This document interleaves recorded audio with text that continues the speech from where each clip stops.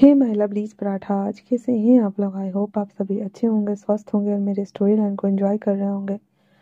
तो जो कोई भी मेरे चैनल पे नए आ रहे हैं, प्लीज़ मेरे चैनल को लाइक शेयर सब्सक्राइब करना मत भूलिएगा। और अगर आप लोगों को मेरी स्टोरी लाइन उसके प्लॉट्स पसंद आते हैं तो प्लीज़ मुझे कमेंट्स करके अप्रिशिएट करना भी मत भूलिएगा। जैसा भी लगे मुझे कमेंट्स करके ज़रूर बताइएगा। चलिए नेक्स्ट हम आगे बढ़ते हैं। लास्ट पार्ट में सॉरी ये एक वन शॉट होने वाला है, तो चलिए स्टार्ट करते हैं हम। एक लड़का भागती दौड़ती सड़कों के बीचों बीच भागा जा रहा था, रोते रोते बोल रहा था, no sir please please sir please अब मत जाइए सर, प्लीज प्लीज सर आप मत जाइए सर प्लीज। और ऐसे बोलते हुए वो भागा जा रहा था बेतहासा। भागते भागते वो एक एयरपोर्ट के पास आके रुकता है। आने के साथ ही वो अंदर जाने की कोशिश करता है। वहाँ पे गार्ड जो खड़े होते हैं वो उन्हें अंदर जाने नहीं देते और कहते हैं तो अपना पास दिखाओ। वो लड़का जो कि हड़बड़ाते हुए आया था वो पास टिकट लेना भूल जाता है और अंदर जाने की कोशिश में उसकी कोशिश फेल हो जाती है और वो रोते रोते वहीं पे बैठ जाता है। अपने हाथों से अपने फेस को ढकते हुए कहता है, I am sorry, I am sorry, मुझे समझ नहीं आ रहा था कि मुझे क्या बोलना चाहिए था। प्लीज सर वापस लौट आइए, please please sir, please please. तभी चिल्लाने की आवाज आती है, बी बुसियान। और एक बाल्टी पानी उसके ऊपर डाला जाता है। बी बुसियान जो कि इतना बैड सा सपना देख रहा था, वो हड़बड़ाते हुए उठ के बैठ जाता है और कहता, हाँ कौन है कौन है कौन है कौन है। जंग चेंग अपने कमर पे हाथ लिए खड़ा था और कहता, हाँ कब से तुझे लात मार रहा हूँ तो उठने का नाम क्यों नहीं ले रहा, हाँ बताएगा मुझे। विंग कहता है, वो मैं सो रहा था, तुझे तो पता है ना। तो जियांग सिंह कहता है, तुम सो रहे थे, तुम रो रहे थे, फिर से तुमने सपना देखा क्या कि तुम्हारा प्रोफेसर तुम्हें छोड़ के चला गया। हाँ मॉम टेबल पे बुला रही है, उससे पहले कि वो तुझे डंडे देके मारे तो फटाक से तैयार हो जा और रिज्यूमे मैंने तैयार किया है तो जा और अपने लिए नौकरी ढूंढ ले वरना तेरी खैर नहीं। विंग कहता है, thanks Jiang Singh. Jiang Singh कहता है, थैंक्स बाद में बोलना, जल्दी रेडी हो जाओ। इतना बोलकर जियांग सिंह वहां से उठ के चला जाता है नहाने के लिए वॉशरूम में। और वो दोनों एक ही रूम में रहा करते थे। जियांग सिंह के आने के बाद विंग भी नहा धोआ कर रेडी होकर के नीचे आता है तो देखता है कि पूरा राइडिंग एरिया सजा हुआ है। जियांग यू बैठी हुई है, जियांग फेमिया भी बैठे हुए थे, यानले भी बैठी हुई थी। जियांग यू आती है, विंग को टोंट मारते हुए कहते, आ गए तुम्हारे नवाब साहब, देखो तो इन्हें तो फिक्र ही नहीं है, थोड़े से पैसे कमा ले घर में दे दे, पर नहीं इन्हें तो अपने से फुर्सत ही नहीं मिलती। अभी तक हम ही कर रहे थे और आगे भी लगता है हमें ही करना होगा। वी हुसैन चुपचाप से बैठ जाता है सबको ग्रीट करता हुआ। उसके बाद उन्हें खाना दिया जाता है। जब वो खा ही रहा होता है तो कहता है जियांग चेंग से, एक तुम हो जियांग चेंग जो तुमने नौकरी ढूंढ भी ली है और तुम अच्छी खासी पोस्ट पे भी हो। हाँ और एक कोई और है जो बस घर में पड़े पड़े मुफ्त की रोटियां तोड़ता रहता है। सुबह सुबह ऐसी कड़वी बातें सुनने के साथ ही बी भूसियान का दिन बन रहा होता है। वो मुंह में निवाला ले रहा होता है तभी रुक जाता है और फिर कुछ सोचता है और स्माइल करते हुए वो वापस से खाने लगता है। खा चुकने के बाद वो अपने डैड के पास आते हुए कहता है, डैड मैं जा रहा हूँ इंटरव्यू के लिए, क्या मैं वहाँ सेलेक्ट हो जाऊंगा।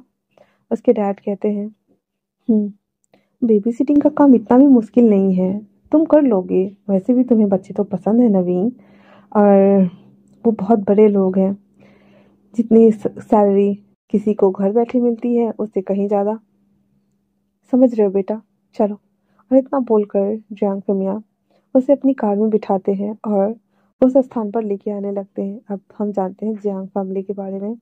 जियांग फैमिली जियांग यो, जियांग फेमिया, जियांग चिंग और जियांग यानली, जियांग विंग बोल सकते हैं हम, इतने लोगों की फैमिली है। वो लोग एक मिडिल क्लास फैमिली से बिलोंग करते हैं और ऐसा नहीं है कि वो लोग विंग से प्यार नहीं करते हैं। विंग जियांग फेमिया के भाई का बेटा है और उनके मॉम डैड के डेथ के बाद वो लोग इसी फैमिली में रह रहे हैं। सभी लोग उसे मानते हैं सिवाय जियांग के। ऐसा नहीं है कि जियांग विंग से नफरत करती है, बट वो ये नहीं चाहती कि वो इस घर में रहे और जियांग चेंग के साथ रहे और अपना हक या हिस्सा मांगे, क्योंकि वो चाहती हैं कि जब इसके मॉम डैड नहीं रहे तो वो भी यहाँ ना रहे। बस इसलिए उनसे थोड़ा सा चिढ़ी चिढ़ी रहती है। ऊपर से बचपन से उन्हें करती आई हैं, क्योंकि रिंग जियांग चेंग से बहुत ज़्यादा तेज है, समझदार है, हर मामले में निपटाने में बहुत अच्छा है, केयर टेकिंग वाला नेचर है, एक मार्वलस इंसान है, जिस वजह से उसे और भी ज़्यादा चिढ़ मचती है कि ये लड़का अपनी बातों से, चिकनी चुपड़ी बातों से लोगों को अपनी तरफ अट्रैक्ट कर ले लेता है। तो जेलसी जो होती है ना, वो बस थोड़ी सी जेलसी है, और वही जेलसी का असर कभी कभी दिख जाता है। कभी कभी वो डांट भी सुन जाती है जियांग फिमिया से, बट फिर भी अपनी आदतों से मजबूर वो टॉन्ट मार ही देती है। उसके जाने के बाद वो जियांग नाली से कहती है, और तुम शादी कब कर रही हो, हाँ? या फिर सारा दिन इसी घर में रहने का इरादा है? कुछ काम धाम तो ढूंढ नहीं सकती हो? ऐसा तो होता नहीं है कि तुम किसी के मैनेजर बन जाओ या किसी शॉप में काम कर लो ताकि हमारा गुजारा चल जाए? बेचारी जियांग यानली विंग के जाने के बाद दूसरा टारगेट वही बनती थी। कहने के लिए तो जियांग यानली उन्हीं की बेटी थी, बट फिर भी टारगेट हमेशा बन जाया करती थी। वो कहती, जी मॉम, मैं ढूंढने जा रही हूँ, इतना बोल करके वो वहां से ढूंढने चली जाती है। अब विंग उस घर के सामने था और कहता है, हाँ। तभी जियांग फिमिया पीछे से कहते हैं, मैं ऑफिस जा रहा हूँ बेटा, तुम बेस्ट ऑफ लक।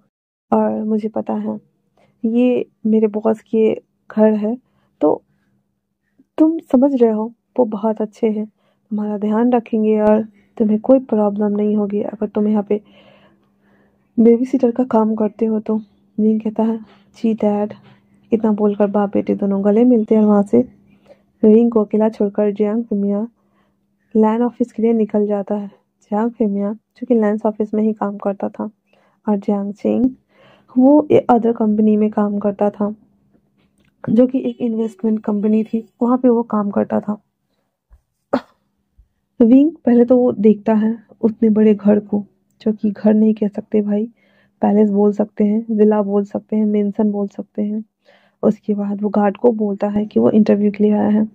गार्ड उसे एक अजीब लुक देता है और कहता है, ठीक है।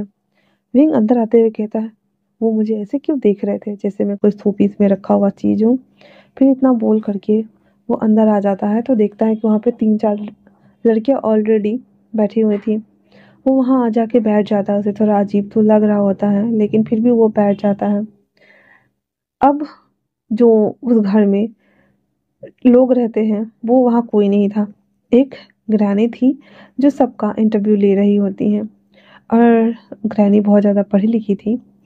वो सबका इंटरव्यू ले लेने के बाद अब बारी आती है विंग की, तो वो पूछते हैं उनसे, क्या क्या तुम बेबी सिटिंग कर लेते हो? तो विंग कहता है, हाँ, मैं कर लेता हूँ।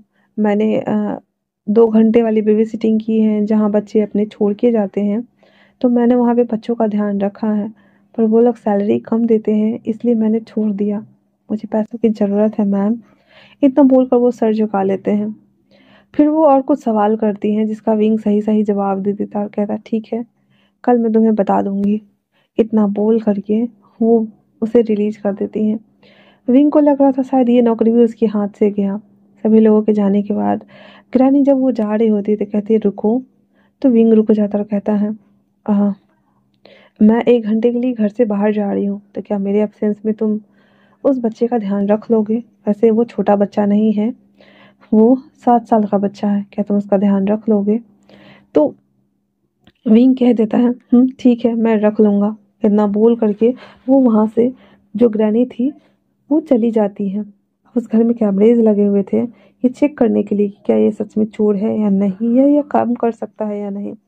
अविंग को कुछ समझ नहीं आ रहा था कि वो क्या करे, इसलिए वो धीरे धीरे करके उस कमरे में आता है जहाँ बेबी सो रहा होता है। उसे वो देखता है तो देखता ही रह जाता है, क्योंकि कुछ दिन पहले ही तो ये बेबी से मिला है और ये बेबी रोज उसे कहीं ना कहीं मिल जाता था। इसलिए उसे देखकर उसके चेहरे पे स्माइल आ जाती है और फिर वो किचन में आ जाता है।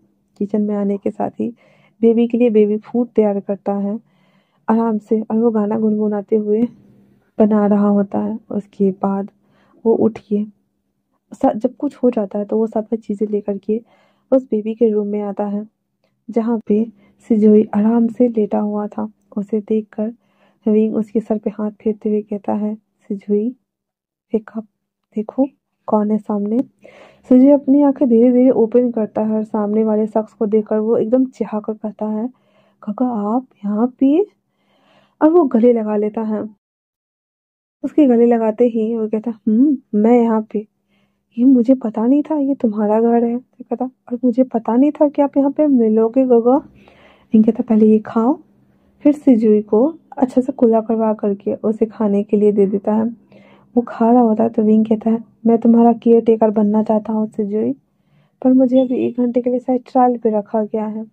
क्या तुम मेरी हेल्प करोगे ताकि वो लोग मुझे सेलेक्ट कर लें? क्या तुम चाहते हो कि मैं तुम्हारा केयर टेकर बनूं? सिजू वो देखता है तो हाँ में सर हिला देता है और कहता है, गगा ये पैनकेक बहुत अच्छा है, बहुत बहुत बहुत ज़्यादा। और मैं चाहता हूँ कि आप हमेशा मेरे लिए ऐसे अच्छे अच्छे स्वीट डिजर्ट बनाएं।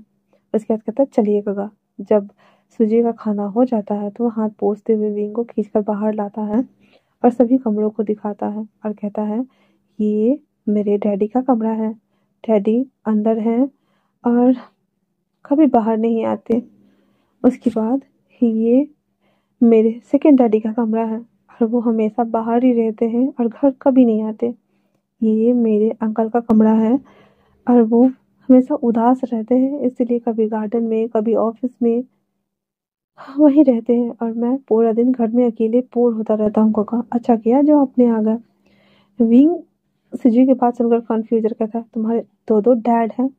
तो सिजू अपने सर पे मारते हुए कहता है, नो नो गगा, मेरे एक ही डैड है जो उस कमरे में बंद है और वो बाहर नहीं आते हैं।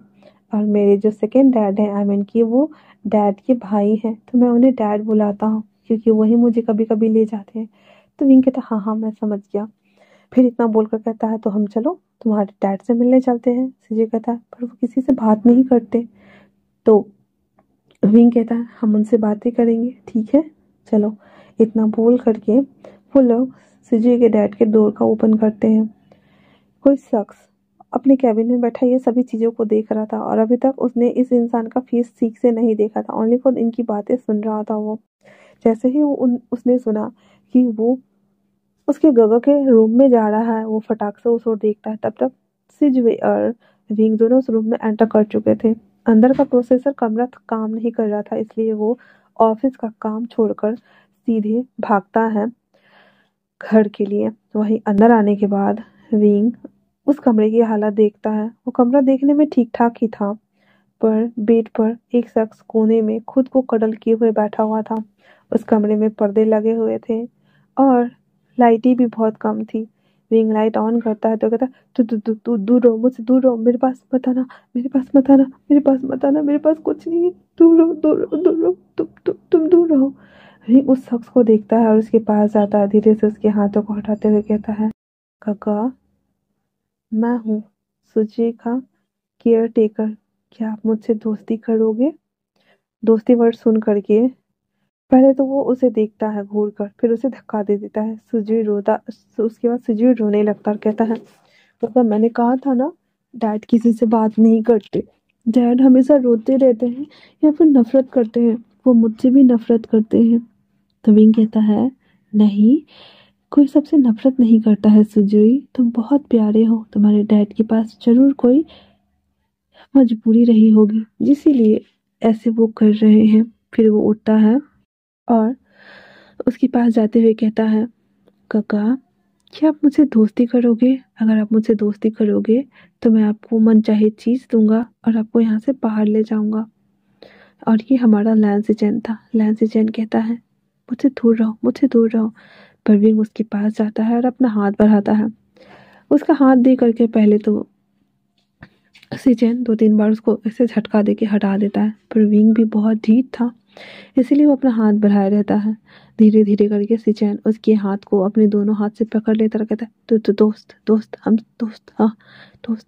उसके बाद विंग जो मिल करके सिचेन को बाथरूम ले जाता है और उसे वो नहला देता है।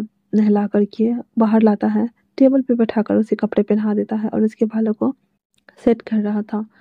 सुजय भी तरह तरह के हेयर स्टाइल ट्राई करने में लगा हुआ था अपने डैड के ऊपर, और पहली बार था जब वो अपने डैड के साथ इतना खुल करके हंस रहा था। लैंस सिचन ओनली फॉर विंग और सिजू को उनकी हरकतें को करता हुआ देख रहे थे और वो चुपचाप से शीशे में देख रहे होते हैं। और सब कुछ करने दे रहे होते हैं। विंग उनको रेडी कर रहा था और लैन सुजोई सीचन के हेयर स्टाइलों को वो टक कर रहा होता है। तभी अचानक से डोर ओपन होती है और एक गहरी डीप वॉइस आती है, आखिर तुम्हारी हिम्मत कैसे हुई ये सभी चीजें करने की? हाँ। यह वॉइस सुनते ही एक शख्स जो कि बाल बना रहा था और वो हमारा विंग था, उसके हाथ से वो कॉम्ब नीचे गिर जाती है और वो धीरे धीरे करके पलटता है।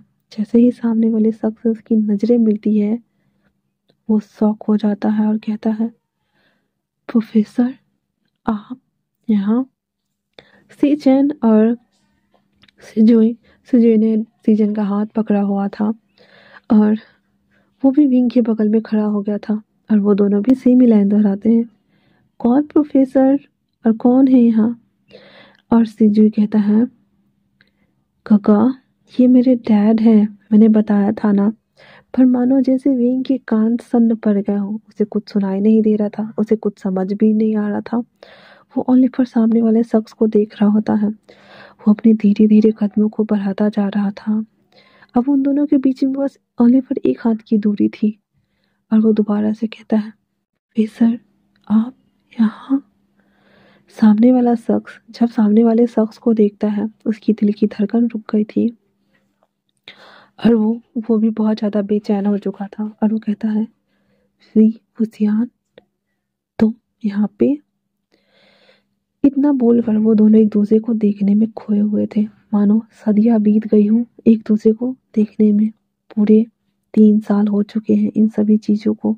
अरविंद को वो दिन आज भी बहुत अच्छे से याद है, बहुत अच्छे से।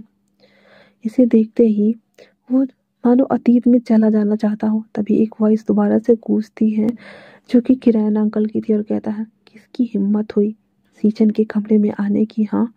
और आकर के जब देखता है विंग को तो कहता है, ए लड़के तुम कौन हो और तुम मेरे बेटे के कमरे में क्या कर रहे हो? हाँ। और सिजुई तुम इसके साथ क्या कर रहे हो? अभी के अभी यहाँ से बाहर निकलो वरना तुम्हें धक्के मार के निकाल दिया जाएगा। सिजुई कहता है, अंकल नहीं दादू प्लीज मेरी बात सुनिए, ये हमारे नए केयर टेकर है, ये ये मेरे नए केयर टेकर है, इसीलिए ये डैड के कमरे में आए थे, इन्हें कोई नहीं लाया बल्कि मैं लाया था। अंकल किरण इतने गुस्से में थे, वो ओनली फॉर कहते हैं, मैं कुछ नहीं जानता, बिना पूछे बिना हम लोगों से राय विचार किए एक पेशेंट के कमरे में आना बहुत बड़ी बात होती है, इसे सजा मिलेगी, इसे यहाँ से बाहर निकालो। इतना बोलकर वो गार्ड को आवाज लगाता है तो गार्ड आते हैं और विंग को पकड़ के बाहर कर दिया जाता है। विंग जो कि भूत बना खड़ा था, उसको समझ नहीं आ रहा था कि आखिरकार उसके साथ हो क्या रहा है। वो बस पीछे देखते हुए जा रहा था और कहता है धीरे से, सर आप आप वापस चले गए थे ना, फिर मेरे सामने क्या कर रहे हैं? और वो दोनों बॉडीगार्ड विंग को उस घर से, उस लैंड मेंशन से बाहर कर चुके थे। विंग बस वापस से अपनी आंसू को वाइप करता हुआ आगे बढ़ने को जैसे ही होता है, वापस से बारिश होना शुरू हो गई थी। वो उन बारिश में अपने आंसू को वाइप करता हुआ आगे बढ़ता चला जा रहा था, बेसुध और बदहवास होकर के। जब वो घर लौटता है तो जांगियो कहती हैं, क्या हुआ तुम्हें नौकरी नहीं मिली? हाँ मुझे पता ही था, तुम पनौती हो, जहाँ जाते हो वहाँ ओनली फॉर बस मुसीबतें ही लेकर के आते हो, तुम्हें कोई रखना ही नहीं चाहता है। मुझे पता है तुमने ही कोई कांड किया होगा या फिर खुद को हीरो बनाने की कोशिश की होगी, इसलिए तो तुम्हें नौकरी नहीं मिली। अब जब आ ही गए हो तो सबके लिए शाम का स्नैक्स बना दो, इतना तो कर ही सकते हो। इतना कहकर जांगियो वहां से चली जाती है अपने फ्रेंड्स के साथ किटी पार्टी के लिए। विंग जो कि बहुत ज़्यादा रो रहा होता है, वो किचन सेक्शन एरिया में आता है। रोते रोते ही वो काम करना शुरू कर चुका होता है और कहता है, क्यों, आखिर क्यों, मैं ही क्यों, मैं ही क्यों?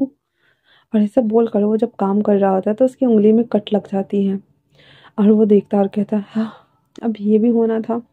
इतना बोल करके और वो अपने कमरे में आ जाता है, उसे बैंडेज करता है, अपने कपड़ों को बदलता है, वापस वो स्नैक्स वगैरह बनाकर रख देता है। वो जो कि बहुत ज़्यादा उदास था, इसलिए उस दिन वो ना ही कुछ खाता है और ना ही कुछ पीता है, चुपचाप से अपने कमरे में जाके पेट के बल लेट जाता है। वहीं दूसरी तरफ जंग हाउस में जब वो केयर टेकर, वो जो नैनी थी, वो जब आती है तो सारी बात बताती है कि किस तरह से वो टेस्ट लेना चाहती थी, इसलिए उसने विंग को वहाँ यहाँ पे हायर किया और बोला कि उसे सिजुई का ध्यान रखने के लिए, क्योंकि उसने बताया था कि उसे पैसे की सख्त ज़रूरत है और मुझे उसकी आंखों में सच्चाई दिखी थी। अब हम लैन सिचैन को देखते हैं, जो कि चुपचाप एक बेबी की तरह वहाँ पे खड़ा था और सबकी बातें सुन रहा होता है। तो लैन सिचैन कहते हैं, हम्म, वो भी मेरे कमरे में आया था और मुझसे दोस्ती करने आया हुआ था और मैं सहमत हूँ। वो सच में हमारे सिजू का ध्यान रख सकता है, क्योंकि उसने मेरी हेल्प की, मुझे नहाया धुलाया और साथ में सिजी को भी उसने खाना बना के खिलाया था। सिजी बहुत ज़्यादा खुश लग रहा था। तो सिजी कहता है, यस डैड, मैं जानता हूँ गोगो को। आपको पता है, उस दिन जब मैं स्कूल से आ रहा था और जब मैं बस में चढ़ने को हुआ, मैं गिर गया था, तो अंकल ने ही मुझे बचाया था, क्योंकि वहाँ वहाँ के पास के बेबी सिटिंग वाले एरिया में रहते हैं ना, जो बच्चे वहाँ पे छोड़ के जाते थे।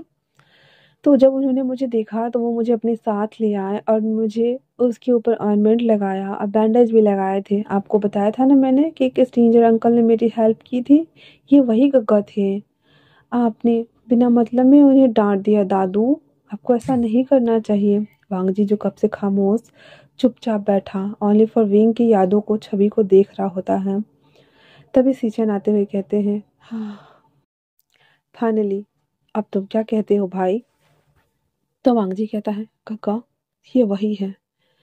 इतना सुना था कि अंकल खिरैन और लैन सिचन दोनों कहते हैं एक साथ ही, क्या? तो वांग जी उन दोनों को देखते हुए कहता है, ये वही है। और उसके बाद वो उठ के अपने कमरे में जाने लगता है। तो लैन सिचन कहते हैं, क्या हमें उसे हायर करना चाहिए? क्या कहते हो तुम? वांग जी एक कोल्ड लुक देता है और वहां से चला जाता है। सीजे आते हुए कहता है, क्या हम गगा को नहीं लाने वाले हैं? गगा बहुत अच्छे हैं डैडी। डैडी, आपके कहने पे मैंने आपकी साथ ये सब किया, ताकि हमें उन लड़कियों के बारे में पता चल सके जो हमारी केयर टेकर बनना चाहती थी। बट हमें तो नहीं पता था ना कि वो बॉय होंगे, और हमने इनके साथ भी किया। इन्होंने, पता है ना डैडी, कितना अच्छा गगा ने पैनकेक बना के खिलाया हमें और आपकी हेल्प भी की।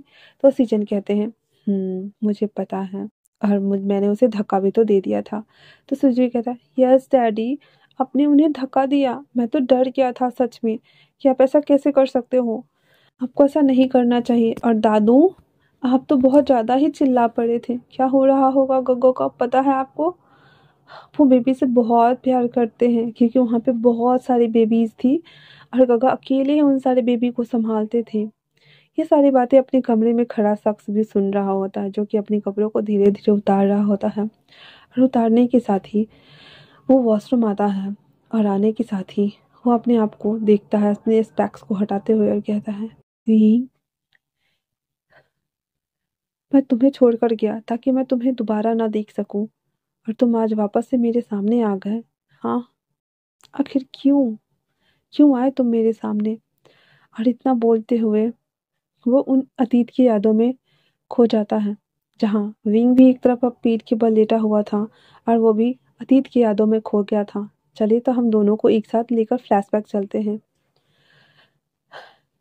कॉलेज में एज यूजुअली जो दिन था, उसी दिन की तरह जियांगजेंग और विंग दोनों मस्ती किया करता था। विंग को आज वापस से जियांगियों से डांट पड़ी थी, इसलिए वो थोड़ा सैड था और लॉन किनारे बैठा हुआ था।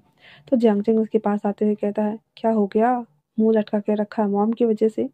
तो विंग कहता है, मॉम बहुत ज़्यादा बुली करती है मुझे आचिंग। मैं वहाँ से निकल के आ जाना चाहता हूँ। मैं नहीं रहना चाहता वहाँ। मैं एक छोटा सा रूम ले लूँ? तो जियांगजेंग कहता है, तुम पहले कोई काम तो करो ढंग का, ताकि तुम रूम ले सको। तो विंग कहता है, मैं देखता हूँ, मैं कॉफ़ी शॉप में या फिर किसी डिलीवरी बॉय का काम कर लूँगा, ताकि मुझे थोड़ी बहुत अर्निंग हो जाए और मैं घर से निकल सकूँ, ठीक है? तो कहता, ठीक है, पर मैं अभी आता हूँ, ठीक? और इतना बोल करके वो वहाँ से चला जाता है अपने लिए और विंग के लिए कॉफ़ी लाने के लिए। तभी वहाँ पे गैंग और बॉयज का गैंग का लीडर मिंग्याओ था, सॉरी विंचाओ था। वो आता है और कहता है, हे हनी बनी बीज, तुम्हारा दूसरा भाई कहाँ गया? हाँ, और तुम यहाँ पे पढ़ाकू बच्चे क्या कर रहे हो? और फिर उसकी तरफ तीन चार कॉपी फेंकते हुए कहता है, हमारे असाइनमेंट भी कंप्लीट कर दो। तो विंग कहता है मैं तुम्हारा नौकर नहीं हूँ, मैं अपना खुद का करूँ या फिर तुम्हारा करूँ, मैं नहीं करने वाला। तो विंग कहता है रियली, हाँ तुम नहीं करने वाले। और आकर जैसे उसे बुली करने वाले होते हैं, पीछे से एक कोल्ड वॉइस आती है, यहाँ क्या हो रहा है। ये वॉइस सुनते ही जितने भी स्टूडेंट थे वो सभी अपने कॉपी को, बुक्स को उठाकर वहां से भाग जाते हैं और विंग को एक उंगली दिखाते हुए जा रहे थे, जैसे कह रहे हो मैं तुम्हें छोड़ूंगा नहीं, देख लूंगा बाद में। विंग जो कि नीचे गिर गया हुआ था वो उठता है और कहता है थैंक यू प्रोफेसर। और वो कोई और नहीं बल्कि लान वांगजी होता है। वांगजी कहता है ठीक है, क्या वो तुम्हें वापस से बुली कर रहे थे? विंग कहता है नहीं नहीं, वो मुझे बुली नहीं कर रहे थे सर। तो वांगजी कहता है ठीक है फिर, और उसके हाथ में एक बंडल बुक धरते हुए कहता है इसे लेकर मेरे पीछे आओ। विंग कहता है यस प्रोफेसर। और इतना बोल कर विंग उनके पीछे पीछे जा रहा होता है। विंग जो कि किताब अपने माथे तक टिकाए हुए था, उसे पता ही नहीं चल रहा था वांगजी चल रहा है या नहीं। वो चलते चलते आके सीधे वांगजी से टकरा जाता है, जिससे विंग गिरने वाला होता है और वांगजी उसे अपनी बाहों में होल्ड कर लेता है। बीच में एक कॉपी किताब था और वो दोनों एक दूसरे को देख रहे होते हैं। वांगजी से खड़ा करते हुए कहता है क्या तुम ठीक हो? विंग कहता है यस प्रोफेसर। फिर वो लोग उसके कैबिन में आते हैं जहाँ पे ढेर सारी बुक ऑलरेडी थी, और वो उन बुक को देखते हुए वापस वहाँ रखते हुए कहता है हाँ पता नहीं अपने मन में सर को कितना ज़्यादा बुक से लगाव है, जब देखो तब बुक बुक बुक करते रहते हैं। फिर वो कहता है सर और कोई काम? तो भांगजी कहता है मेरे लिए कॉफ़ी बना दो। विंग उसकी बात सुनकर शौक और कहता कॉफ़ी? फिर वो ढूंढता है, देखता है तो कॉफ़ी मशीन थी। वो कहता अच्छा हाँ ठीक। फिर वो आता है और वांगजी को देखते देखते ही कॉफ़ी बनाना स्टार्ट। वांगजी उसे देख नहीं रहा था, वो अपनी नज़रें नीचे किए हुए काम कर रहा होता है। विंग जब गिरा था और वांगजी ने उसे संभाला था तो विंग के दिल की धड़कन बढ़ चुकी थी और वो वांगजी को देख रहा होता है। और वांगजी चुपचाप से अपने काम में लगा हुआ था। फिर वो शर्माते शर्माते कॉफ़ी बनाकर ले आता है और रख देता है और कहता है सर ये आपकी कॉफ़ी। वांगजी कहता है ठीक है, और इतना बोलकर वो फाइल देते हुए कहता है ये फाइल डीन को दियो ठीक है। तो वो कहता है यस सर। इतना बोलकर वो जैसे ही जाने वाला होता है वैसे ही उसके पैर लगने वाले होते हैं और वो आगे पीठ के बल गिरने वाला होता है। वांगजी फटाक से अपनी जगह से उठता है और उसके शर्ट्स को खींचते हुए से अपनी ओर खींच लेता है। विंग सीधे उसके सीने से जाके हिट हुआ था और वो कहता है thank you very much sir, आपने मुझे बचा लिया। वांगजी उसे एक टुक देखता है और अपने मन में कहता है ये हमेशा गिरता पड़ता रहता है, हाँ पता नहीं क्या ही होगा इसका। फिर इतना बोल करके वो कहता है ठीक है जाओ। विंग वहां से चला जाता है। ऐसे ही 2-4 दिन में कभी कभी वांगजी उसे कभी कभी रखने, कभी किताब लाने, कभी कुछ लाने, कभी कॉफी लाने के लिए बोल दिया करता था। आज एज यूजुअली वो लोग बाहर आए हुए थे, जहाँ पे विंग साओ सिंचन को देखता है तो उसे गले लगा लेता है। इस बात से अनजान कि कोई शख्स उस कैफेटेरिया में बैठा हुआ इन दोनों को इसी व्यू को देख रहा होता है। साओ सिंचन जिसे विंग बहुत ज़्यादा एडमायर करता था, लाल वांगजी से भी ज़्यादा। तो वो कहता है गगा आप यहाँ पे क्या कर रहे हैं? तो साओ सिंचन कहता है मैं अपने बॉयफ्रेंड के साथ में आया हूँ, और मैं देखो हम दोनों डेट कर रहे हैं। ये देखकर तो हमारे विंग का मुंह ही बन गया था। ऐसा नहीं था कि वो वांगजी को पसंद करता था, वांगजी को वो एडमायर करता था और वो साओ सिंचन को पसंद करता था। ये देखकर उसके मुंह पे साफ उदासी छा गई थी। इसीलिए सॉन्गलाइन आते हुए कहता था हे विंग कैसे हो, कैसे कहो आना हुआ? तो कहता है हाँ गगा, बस मैं गगा से मिलने आया था, मुझे नहीं पता था कि आप लोग साथ में हैं। तो सॉन्गलाइन कहता है आई एम सॉरी बच्चे, पर हमने छुपा के रखा था और हमने किसी को बताया ही नहीं। तो उसके बाद वो कहता ठीक है। फिर वो लोग जब अंदर आने लगते हैं तो विंग बहाना बना देता और कहता है नो मुझे ना असाइनमेंट कंप्लीट करना है तो मुझे घर जाना होगा गगा, आप समझ रहे हो ना मेरे प्रोफेसर कितने ज़्यादा स्ट्रिक्ट हैं।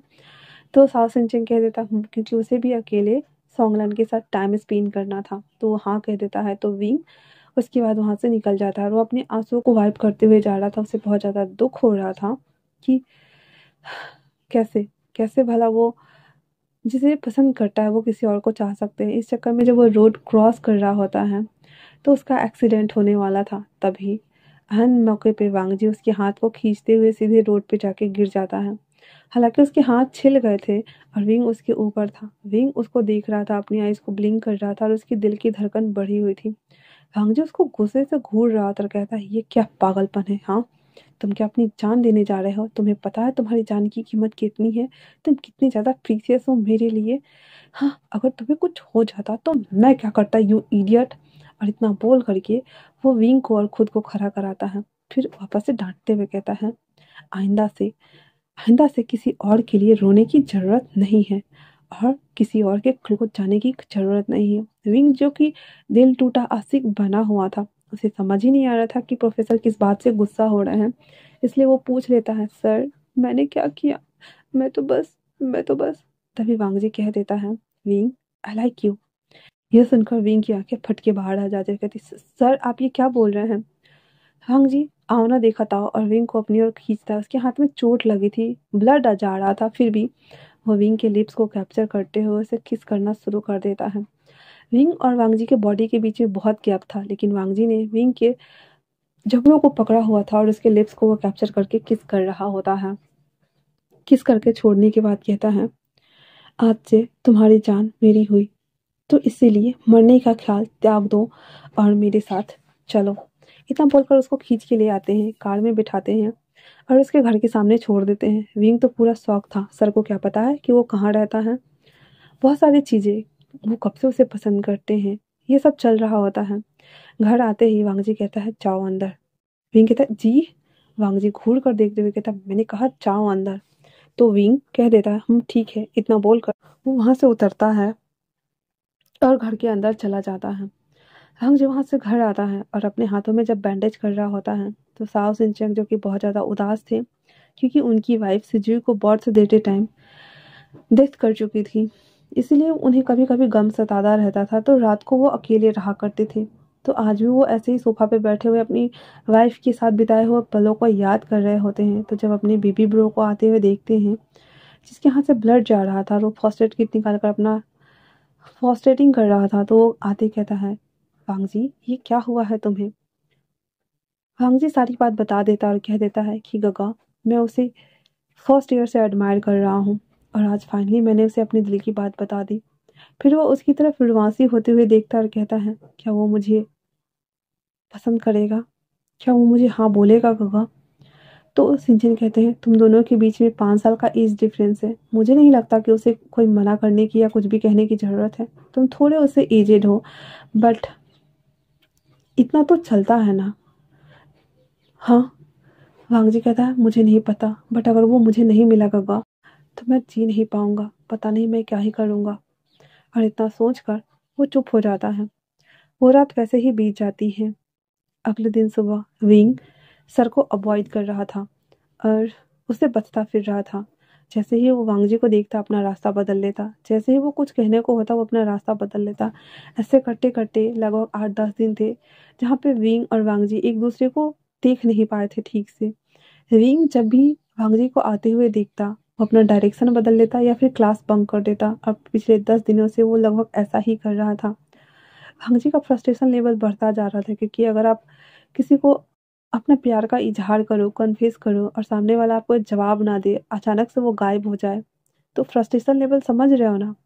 वही वांगजी के साथ हो रहा था। इसलिए वो सोचता है सबके जाने के बाद वो विंग का वेट करेगा और विंग से बात करेगा। वो क्लास में तब तक रुका रहता है जब तक कि सभी लोग ना चले गए हों। विंग जो कि डेस्क के नीचे था, जब सबको लगता है कि सब चले गए हैं, तो वो जैसे ही अपना सर बाहर निकाल कर जाने को होता है, वैसे ही देखता है कि वांग जी अभी भी वहाँ पे बैठा हुआ है।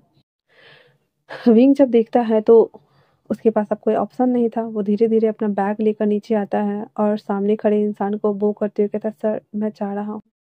इतना बोलकर जैसे ही वो जाने को होता है, वांग जी उसके हैंड को पकड़ता और खींचते हुए कहता है, मेरी गलती कहाँ है, बताओ मुझे। विंग को समझ नहीं आ रहा था, इसलिए वो पलटते हुए कहता है, सर अभी क्या बोल रहे हैं? हम स्टूडेंट और टीचर्स हैं आप, हम दोनों के बीच में कैसे कुछ भी हो सकता है? मैं मानता हूँ कि हो सकता है कि आप मुझे देख के अट्रैक्ट हो गए हो, क्योंकि मैं कम एज का हूँ और सबको अपनी नीडीनेस पूरा करना होता है, बट मैं वैसा लड़का नहीं हूँ सर। मैं बस अपनी एक प्योर लव के लिए मैंने अपने आप को बचा के रखा हुआ है। I am sorry sir. इतना बोलकर विंग उसके हैंड को छुड़ा के चला जाता है। रांगजी जब ये सुनता है तो वो धड़ाम से अपनी जगह पे बैठ जाता है और कहता है, नीडीनेस? बॉडी की नीडीनेस? मतलब मैं उसे वैसा लगता हूँ? रांगजी जो कि बहुत ज़्यादा बदहवास हो चुका था, उसे समझ नहीं आ रहा था, क्योंकि उसने बहुत मुश्किल से विंग को लव कॉन्फेस किया था। हिम्मत जुटा करके, गुस्से में आकर के। बट इसने क्या कहा? नीडीनेस। उसे बहुत ज़्यादा बुरा लगता है, बहुत ज़्यादा। और वो उस दिन कुछ भी नहीं कहता। इसी तरह से जब अब विंग ने उसे अपनी क्लियर कट टू बातें क्या ही दी होती है, इसलिए विंग अब उसे छुपता नहीं था। और वो जब भी कॉलेज आता तो जियांग चेंग और नी हुसैन के साथ बैठकर बातें करता, मिया के साथ बातें करता, सबके साथ बातें करता। पर जैसे ही वो वांग जी को देखता, चुप हो जाता, स्माइल करना बंद कर देता और शांत होकर बैठ जाता अपनी जगह पे। वांग जी को ये बातें बहुत बुरी लगती है कि वो अपने दोस्तों के साथ कैजुअली टॉक कर रहा है, हंस रहा है फ्रैंक होकर के, बट मुझे देखने के बाद वो ऐसा सीरियस क्यों हो रहा है। इसी तरह से आज प्रॉम नाइट था, जहाँ पे फ्रेशर्स के लिए पार्टी दी गई हुई थी, हर साल की तरह इस साल भी सभी लोग पार्टी में मौजूद थे। विंग ने भी ड्रिंक किया हुआ था और वो बहुत ज़्यादा खुश बिल्कुल भी नहीं लग रहा होता है। भांग जी ड्रंक करने के बाद विंग के पास आते हुए कहता है, can I dance with you? Wing जो कि शॉक हो चुका था, क्योंकि टीचर के साथ वो कैसे डांस कर सकता था। इसीलिए वो कहता है, सर आपको पार्टनर ढूंढनी चाहिए, ना कि स्टूडेंट। वांग जी को ये बात बहुत बुरी लगती है। वो ज़्यादा ओवर ड्रंक तो नहीं था, इसलिए वो विंग को खींचता हुआ एक क्लासरूम में लाता है और ज़बरदस्ती उसके सर्स को ऊपर से थोड़ा लूज करते हुए उसके नेक पे बाइट कर देता और कहता है, देखो मुझे, देखो कि तुम्हें मेरे अंदर की तरफ प्यास, वो बेचैनी फील नहीं होती है? क्या तुम्हें मेरे अंदर का वो प्यार दिखता नहीं है? क्या वो पागलपन नजर नहीं आता है जो सिर्फ और सिर्फ तुम्हारा एहसास, तुम्हारा नाम पुकारती है, तुम्हें छूना, तुम्हें अपनी बाहों में होल करना चाहती है, तुमसे प्यार करना चाहती है? हाँ, आखिर तुम मेरे साथ इतनी ज्यादती क्यों कर रहे हो विंग? विंग उसे धक्का देते हुए कहता है, सर ये आप क्या कर रहे हैं? लिमिट में रहिए। मैंने कहा ना कि मैं आपको पसंद नहीं करता हूँ, मतलब नहीं करता हूँ। आप प्रोफेसर है और मैं एक स्टूडेंट हूँ। मैं आपसे पसंद कैसे कर सकता हूँ भला? बताइए मुझे। लोग क्या कहेंगे कि मैंने अपने टीचर को फंसाया? वैसे भी लोग मुझे बहुत कुछ कहते हैं सर। मैं और नहीं सुनना चाहता, मैं और नहीं सुनना चाहता। इसलिए आप मेरी नज़रों से दूर हो जाइए, हो सके तो इस शहर से दूर हो जाइए। भांग जी बुद्ध बना वहाँ खड़ा विंग की सारी बातों को सुन रहा था। विंग वहां से चला तो गया था, लेकिन किसी के अंदर के इंसान को मार चुका था वो। जी कहता है, अगर तुम मुझे नहीं देखना चाहते तो यही सही विंग। इतना बोलकर विंग के जाते ही वांग जी कार में बैठता है और डायरेक्टर को कॉल लगाते हुए कहता है, मैं रिजाइन कर रहा हूँ। इतना बोलकर वो अपने फैमिली के पास चला आता है, जो कि चाइना में ही दूसरी जगह रहा करती थी, हिस्टोरिकल प्लेस पे। और वो अपने भाई के साथ यहाँ रहता था, क्योंकि वो इन सब से दूर जाना चाहता था, इसीलिए वो अपने अंकल के पास आ जाता है। सीचेन जो कि वहाँ पे रह के थोड़े बोर हो रहे थे और उन्हें पता नहीं चल रहा था कि उनका भाई कहाँ है, वहाँ पहुँचने के बाद अंकल बताते हैं कि वांग जी यहाँ आया है, कुछ तो हुआ है, तुम्हें भी आना चाहिए। उस समय सिजुई बहुत छोटा था, इसीलिए सीचेन उसे लेकर के उसके पास आते हैं। और तब वांगजी से पूछा जाता है तो वांगजी अंकल को और सिचन दोनों को बता देते हैं कि उसने ऐसा ऐसा कहा है और मुझे दूर रहने को कहा है। मैं उसके बिना नहीं रह सकता गगा, इसलिए मैं यहाँ आ गया। सिचन अपने भाई को संभालते हैं। 6 महीने लग जाते हैं वांगजी को संभालने में, क्योंकि वो दिल टूटा आशिक बन के घूम रहा था। और सिचन वो अपनी पत्नी के जाने के गम में बहुत दुखी थे। अंकल एक दिन दोनों से थक हार के कहते हैं, क्या तुम दोनों कंपनी नहीं संभालने वाले? हमारे लाइन हायर का क्या होगा? बताओ, इस छोटे से बच्चे का क्या होगा?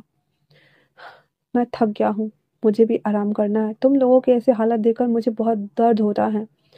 तुम चाहो तो दूसरी शादी कर सकते हो, तुम दोनों को मैं कह रहा हूँ। इतना बोलकर अंकल चले जाते हैं। अंकल की बात भी बहुत सच थी। अंकल के बहुत बार प्रेशराइज करने पे ना चाहते हुए भी वांगजी को ऑफिस ज्वाइन करना पड़ता है और वहाँ का काम करना पड़ता है। सीजन को थेरेपिस्ट लेनी पड़ती थी, जिस वजह से उसे वापस से उसी घर में आना पड़ता है। और वहाँ पे जो थेरेपिस्ट देने आता था वो कोई और नहीं बल्कि जियांग चेंग था। जिस डॉक्टर के साथ वो काम करता था उसके साथ जियांग चेंग भी आता था। जियांग चेंग जब सीजन की ऐसी हालत देखता है तो उसे बहुत दया आती है। वो कोशिश करता था कि वो सीजन को हंसाए, सब कुछ करे, और वो धीरे धीरे करके जियांग चेंग को रिकवर भी कर रहा होता है, लेकिन इस बात से अनजान कि इसका इस फैमिली से किस तरह का कनेक्शन है, इसे कोई भी बात पता नहीं थी। और वो ऐसे करके वहाँ पे कुछ दिन रहते हैं। फिर वो सभी लोग वापस से बीजिंग शिफ्ट हो गए थे। बैक टू द प्रेजेंट, वांग जी सावर लेके आ चुका था और विंग नींद की गहराई में जा चुका था रोते रोते। अगले दिन सुबह विंग को पता था कि उसे अब तो जॉब पे जाना है नहीं, इसलिए वो अनमने मन से उठता है। किचन में आकर सब कुछ कर रहा होता है, तभी उसके फ़ोन पे फ़ोन आती है जो कि वहाँ की ग्रैनी की थी, और वो कहती हैं, क्या तुम्हें काम पर नहीं आना? क्या तुम अपने काम के पहले दिन ही इतनी लेट होने वाले हो? तो कहता है, क्या मुझे काम पे रख लिया गया है? तो नैनी कहती है, तुम्हें रख लिया गया है। और इतना बोल करके वो उसे बुला लेती हैं। विंग भी बहुत ज़्यादा ओवर एक्साइटेड हो चुका था, इसीलिए वो जल्दी जल्दी से नाश्ता बना देता है और भागकर कमरे में आता है। अब आज जो कि जियांगछिंग सो रहा होता है, उसे लात मारते हुए कहता है, हे आछिंग के बच्चे, मुझे जॉब मिल गई। हाँ, मुझे फाइनली जॉब मिल गई, मुझे फाइनली जॉब मिल गई। तो नींद में बड़बड़ाते जियांगछिंग कहता है, हाँ हाँ, अपने प्रोफेसर के पास जो जा रहा है, हाँ, अपने भाई को कौन देखेगा। अब जो कि विंग ने जियांगछिंग को बता दिया हुआ था रोते रोते, रात को ही जब वो आया था रो रहा था, तभी सारी बात, सॉरी मैं भूल गई बताना। जब वो रो रहा होता है तो जियांगछिंग आता है, और जब अपनी क्लिनिक से घर, तो देखता है विंग की आंखों में आंसू। अब वो दोनों एक ही रूम में रहते थे, इसलिए वो उसे देखता है तो उठाता है। विंग रोते रोते ही धीरे धीरे नींद में था, इसलिए हल्का हल्का बता देता है। जियांगछिंग को सारी बातें समझ तो नहीं आई थी, लेकिन वो समझ गया था कि वो जो शख्स है वो प्रोफेसर ही है। तो विंग शांत हो जाता है और कहता है, प्रोफेसर, बट उन्होंने मुझे हायर क्यों किया? हाँ, जियांगछिंग को जब ये रियलाइज होता है कि उसने क्या बोल दिया, तो वो उठते हुए कहता है, मेरा मतलब है कि तुम्हें तो वहाँ बेबी संभालना है ना, अब तुम्हारा प्रोफेसर वहाँ पे है तो तुम क्या ही कर सकते हो, जाओ। इतना बोल करके जियांगछिंग जबरदस्ती विंग को नहाने भेज देता है। उसके बाद वो रेडी होकर नीचे आता है तो जियांगछिंग खुद जियांग फेमियांग को और जांग यो सबको बता देता है कि विंग को फाइनली वहाँ पे हायर कर लिया गया है एज अ केयर टेकर। तो पार्टी तो बनती है, सभी लोग खुश थे। थोड़ी बहुत जियांग भी बहुत खुश थी कि हाँ चलो, कम से कम इसे नौकरी मिलेगी तो ये घर के खर्चे देने लायक तो हो जाएगा और हमारे खर्चे थोड़े से बच जाएंगे। क्या पता ये उस घर में भी जाके रहने लगे। बहुत सारी चीजें थी जिस वजह से वो खुश थी। नाश्ता करने के बाद विंग लैन हाउस आता है, जहाँ पे सभी लोग बैठे हुए थे। लैन किरैन, लैन सिचैन और लैन वांगजी। सीजुई भागता हुआ आता है और विंग के गले लगते हुए कहता, गगा, आप कब आ रहे हो? हाँ, हम कब से आपका वेट कर रहे थे, हमें भूख लगी है और आप बहुत अच्छा नाश्ता बनाते हो, ऐसा मैंने सबको बोला है, तो आप हम सबके लिए नाश्ता बना दो। विंग कहता, क्या सच में? तो कहता, हाँ, मैंने बोला है, इसलिए मैंने डैडी को और दादू को, सबको मैंने रोक के रखा है। आप चलो और जल्दी जल्दी इसको, कहता है किचन की तरफ जाने। विंग किचन सेक्शन एरिया में आता है, जहाँ पे 2 मेड खड़े थे। उस मेड को सारा सामान बताने के लिए वो बोल देता है। फिर वो मेड बाहर चले जाते हैं गार्डन एरिया में काम करने, और विंग उन लोगों के लिए ब्रेकफास्ट प्रिपेयर करना स्टार्ट करता है। विंग अप्रैन पहना हुआ था और काम कर रहा था। हॉल में बैठे हुए सभी लोग विंग को ही देख रहे थे, और विंग को ये पता था कि वो लोग उन्हें ही अजीब नज़रों से देख रहे होते हैं। उसे बड़ा अजीब लग रहा होता है, पर वो क्या ही कर सकता था। इसके बाद वो जैसे तैसे करके ब्रेकफास्ट रेडी कर देता है, और रेडी करने के साथ ही वो टेबल पे लगा देता है और खड़ा हो जाता है। फिर सुजुए को जाकर बोलता है कि मैंने लगा दिया, सबको बोलो मुझे अजीब लग रहा है। सुजुए आता है और कहता है, डैडी, डैड, दादू, ब्रेकफास्ट रेडी है। सभी लोग उठ के आते हैं और बैठते हैं। जैसे ही सब लोग एक एक बाइट लेते हैं, सब लोग चौंक गए थे, क्योंकि सच में विंग ने नाश्ता बहुत ही अच्छा बनाया हुआ था। सिजुए के लिए बेबी फूड बनाया हुआ था, तो सिजुए उस फूड को खाते हुए कहता, आप सच में सबर नकल से बहुत अच्छा खाना बनाते हैं गगा। आपको मेरे लिए रोज ऐसे ही खाना बनाना होगा, हर हमेशा, और मुझे स्कूल के लिए भी तैयार करना होगा और मेरा होमवर्क भी कराना होगा। तो विंग कहता है, जी मास्टर। उसके मुंह से जी मास्टर सुनकर सीचेन और वांगजी दोनों रुक जाते हैं, जो कि मुंह में बाइट ले रहे होते हैं, और उसको देखने लगते हैं। सीचेन अपनी सीट से उठ जाता है और उसे हाथ से पकड़कर लाकर बांगजी के बगल में बैठाते हुए कहता है, तुम हमारी फैमिली का हिस्सा हो विंग, तुम्हें हमें मास्टर्स कहने की जरूरत नहीं है, नहीं सुजुई को, ठीक है ना? कंफर्टेबल हो जाओ और आज से इस घर को संभालो जैसे कि ये घर तुम्हारा हो विंग। विंग थोड़ा नर्वस लग रहा था, फिर भी वो कह देता है, थैंक यू सर, पर मैं अपने बैग्स लेके नहीं आया क्योंकि मुझे नहीं पता था कि मैं यहाँ कब तक टिक पाऊंगा। वांगजी कहता है, क्यों, यहाँ तुम्हें यहाँ नहीं रहना है? विंग जो कि थोड़ा डर जाता है, वो कहता है, नहीं ऐसा कोई कोई बात नहीं है सर, आई एम सॉरी। इतना बोलकर वो सर झुका लेते हैं।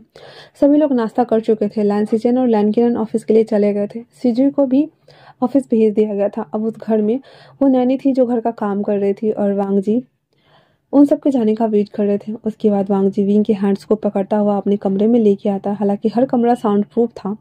विंग एकदम शॉक, कुछ बोल नहीं रहा था लेकिन अपने हाथों को छुड़ाने का पूरा ट्राई कर रहा था।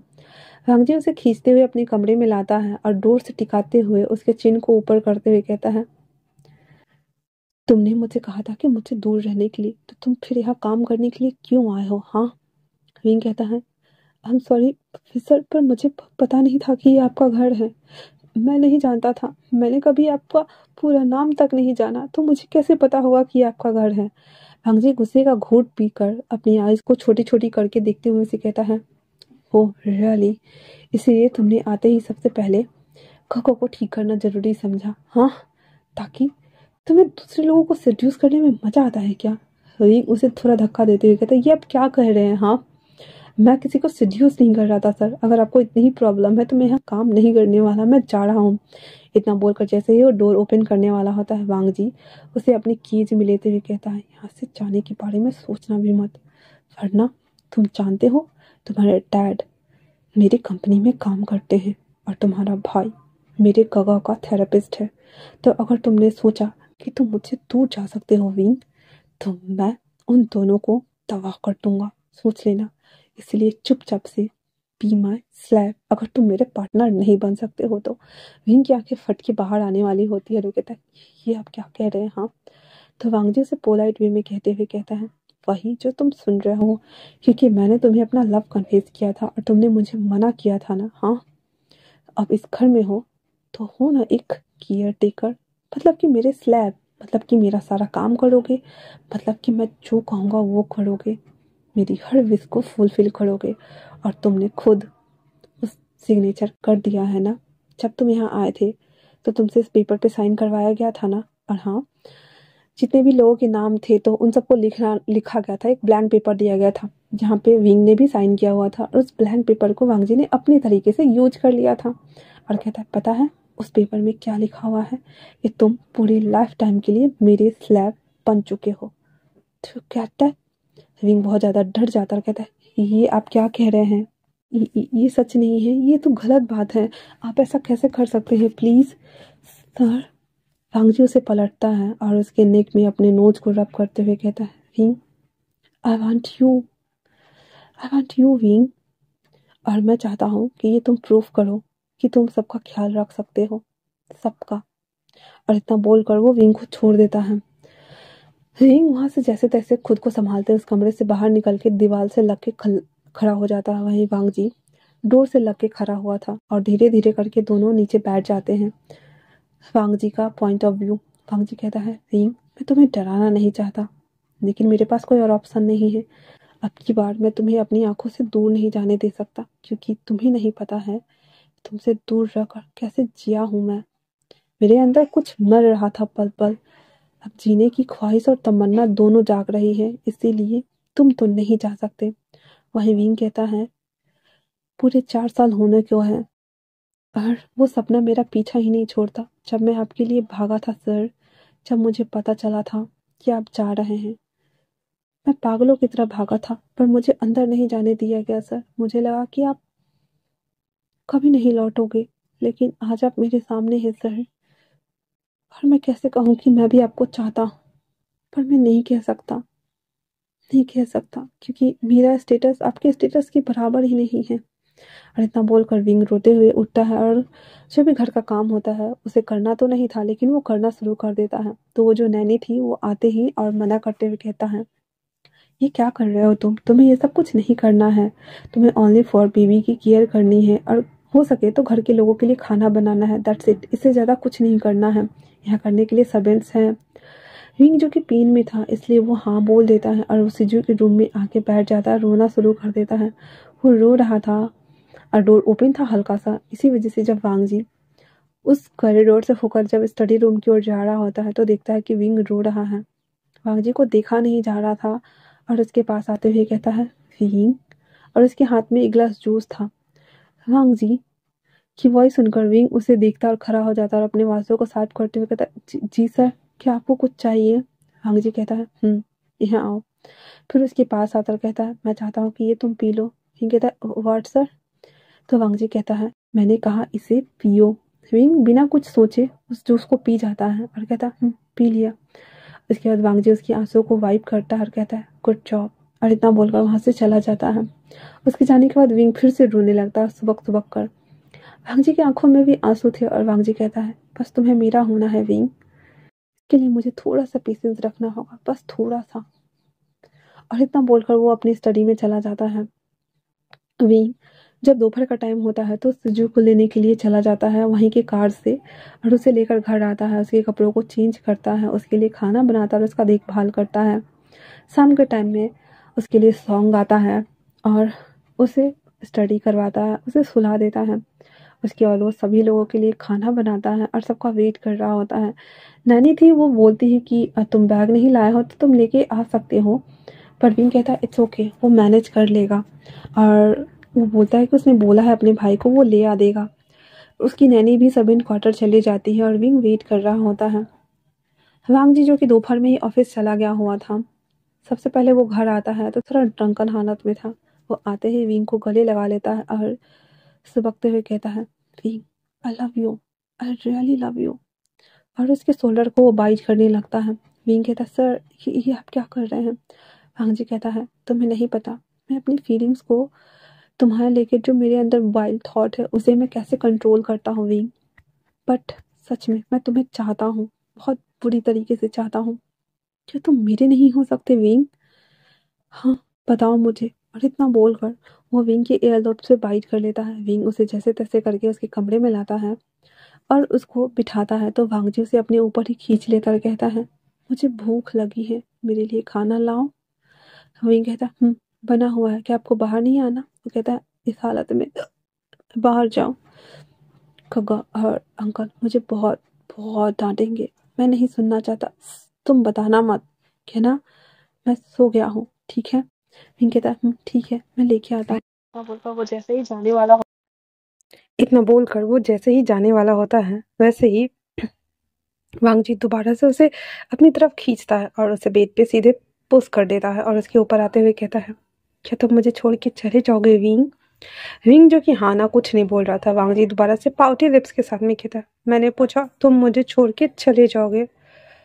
I want answer.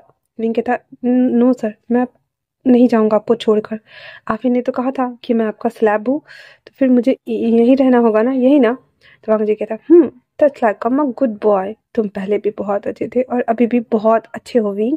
इतना बोलकर वो हट जाता है। विंग उठता है और वो चला जाता है वांगजी के लिए खाना लाने के लिए। वांगजी जब विंग उसके लिए खाना लेकर आता है तो देखता है कि वांगजी पूरा सो चुका है और वो गहरी नींद में।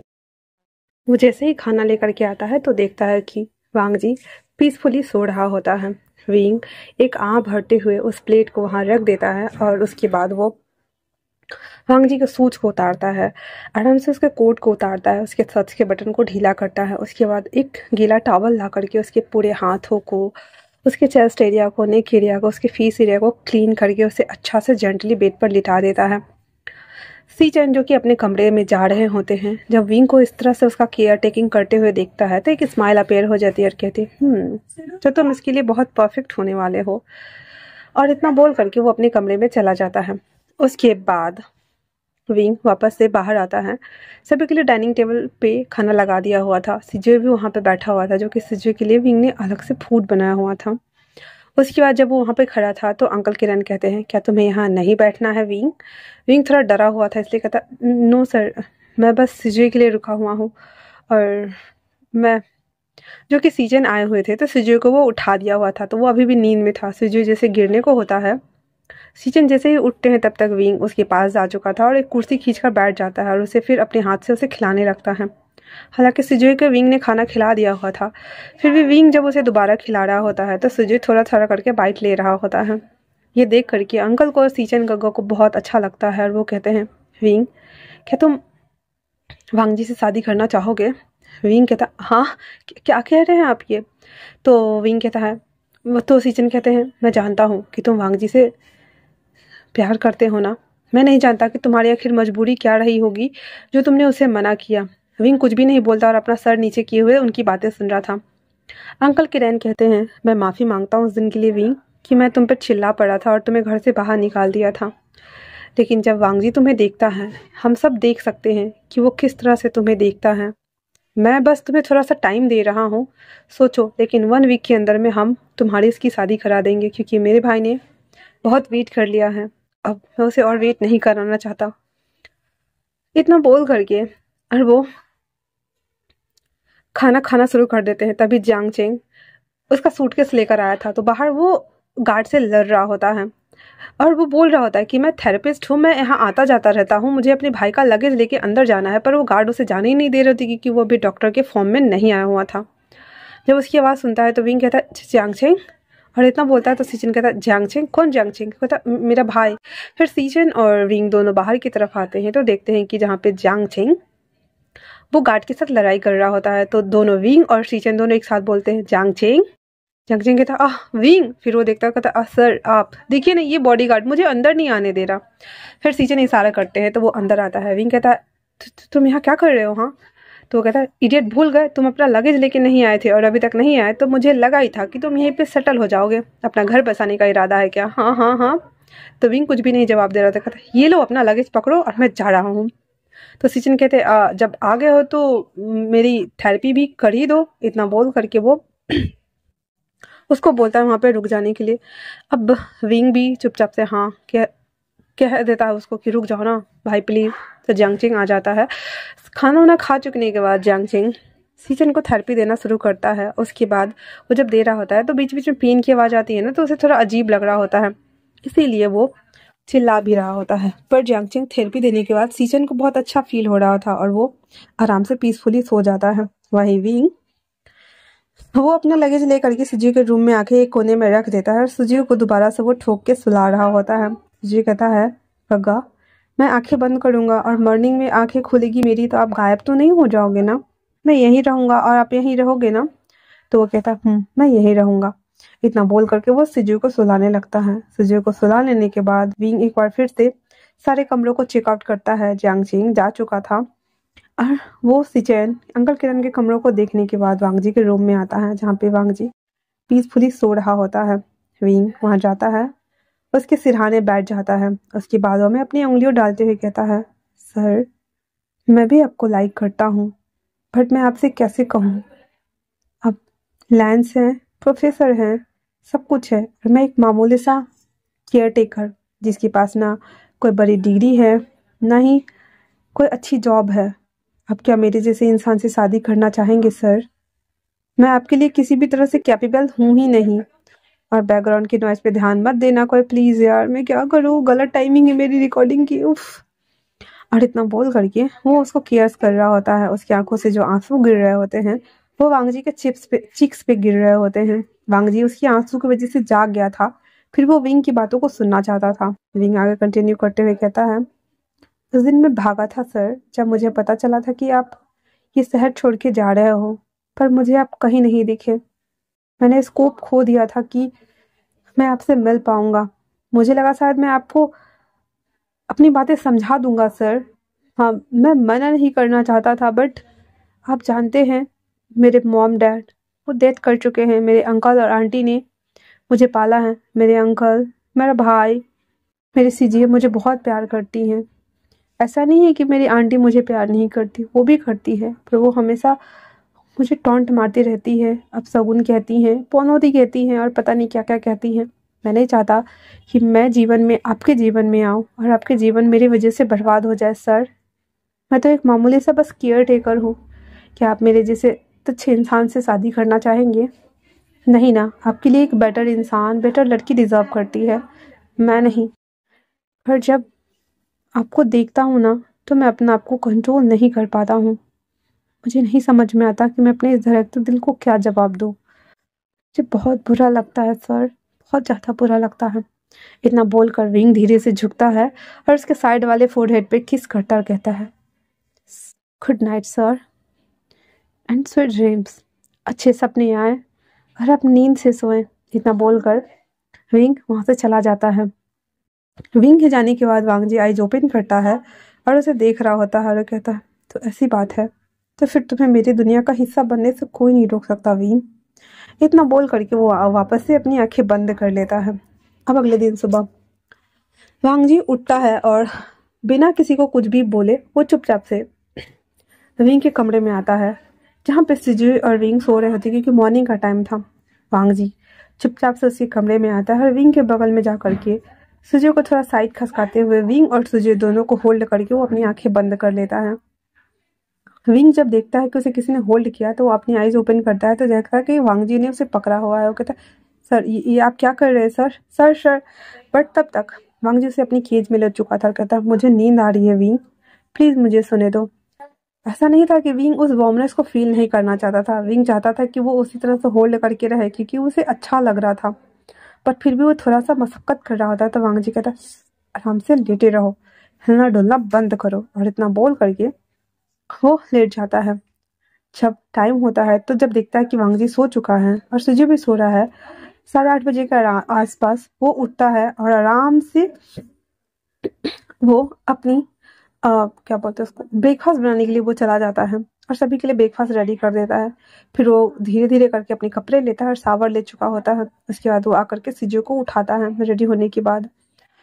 सिजू अपनी आईज रोल करते हुए जब ओपन करता है तो देखता है सामने विंग था। तो कहता है, विंग आप यहाँ हो, मुझे लगा आप चले गए। तो कहता है, चुप हो जाओ, देखो कौन सो रहा है। तो कहता है, डैडी डैडी हाँ सो रहे हैं। तो कहता फिर वो आराम से सिजू को उठा करके वॉशरूम लाता है, उसे नहलाता है, उसे रेडी करता है और उसके बाद उसे स्कूल का यूनिफॉर्म पहना करके बाहर लाता है।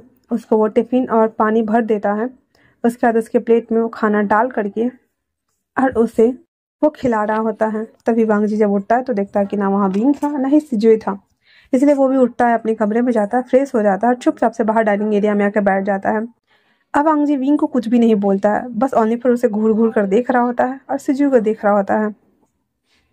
विंग को थोड़ा अजीब लगता है कि ये उनसे बात क्यों नहीं कर रहे हैं, क्योंकि सभी लोग तो उससे बात कर रहा होता है बट वो उसे कुछ भी नहीं कर रहा। थोड़ा अजीब तो लगता है क्योंकि वांग जी उसे हमेशा अप्रोच करता था। वहीं लैंसी चैन और किरण भी आते हैं। वो सब बैठते हैं और सभी लोग नाश्ता कर रहे होते हैं। विंग अभी भी चुपचाप से बैठा हुआ था और सिजू को खिला रहा होता है। तो अंकल किरण कहते हैं, विंग जैसा कि मैंने तुमसे कहा, तुम हमारी फैमिली का हिस्सा हो, इसलिए हमारे साथ नाश्ता करो। विंग कहता, नो नो सर, मैं बाद में कर लूंगा। तो किरण कहते, इट्स माई ऑर्डर, अभी करो। उसके बाद बेचारा विंग भी करता है। उसके बाद वो सभी चले जाते हैं और सिजू को भी कार में डाल दिया जाता है और विंग उसे छोड़ने जा रहा होता है। तो वांग जी आते हुए कहता है, मैं छोड़ दूंगा इसे। इतना बोल करके वो खुद बैठ जाता है ड्राइव करने के लिए। विंग और सिजू बैठे हुए थे। सिजू वांग जी से बातें कर रहा था, विंग से बातें कर रहा था। विंग सिजू से बातें कर रहा होता है लेकिन वांग जी विंग से बिल्कुल बात नहीं कर रहा होता। विंग को थोड़ा बुरा लगता है कि क्या सर गुस्सा हो गए कल से जब मैंने उन्हें मना किया था, या फिर सच में वो अब मुझसे नहीं चाहते हैं। इतना बोल करके वो वापस से चुपचाप मौन हो जाता है। स्कूल छोड़ने के बाद विंग और वांग जी उस कार में बैठे हुए थे।